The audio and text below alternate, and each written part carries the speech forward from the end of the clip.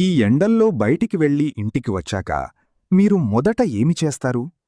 చాలామంది వెంటనే ఫ్రిడ్జ్ దగ్గరకు వెళ్ళి ఐస్ చల్లని నీడు తాగేస్తారు. అప్పుడు చాలా రిలీఫొచ్చినట్టనిపిస్తుంది కదా? కానీ చాలామందికి తెలియని విషయం ఏమిటంటే ఇది కొన్నిసార్లు శరీరానికి షాక్లా పనిచేయచ్చు.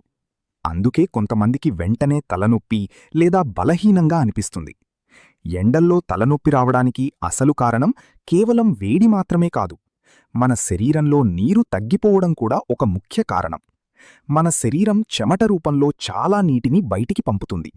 కాని మనం సరైనంత నీరు తాగకపోతే శరీరం అలసిపోతుంది. తల తిరగడం, బలహీనంగా అనిపించడం, కళ్లముందు బ్లర్గా కనిపించడం మొదలవుతుంది. కొన్ని సందర్భాల్లో ఇది హీట్ స్ట్రోక్కి కూడా దారితీయచ్చు.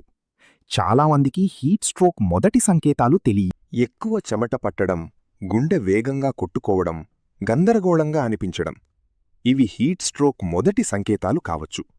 అలాంటి సమయంలో వెంటనే నీడలోకి వెళ్ళి శరీరానికి విశ్రాంతి ఇవ్వాలి.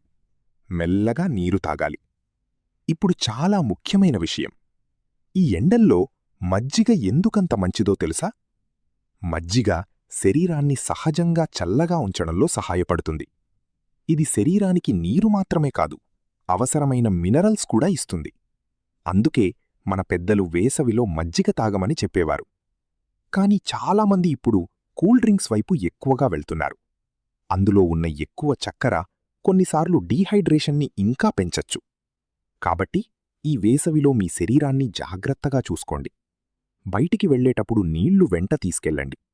ఎండలో ఎక్కువసేపు ఉండకుండా ప్రయత్నించండి. మరియు ఆరోగ్యంగా ఉండండి. ఈ వీడియో ఉపయోగపడితే మన హెల్దీ లైఫ్ ఛానల్ని సబ్స్క్రైబ్ చేయండి.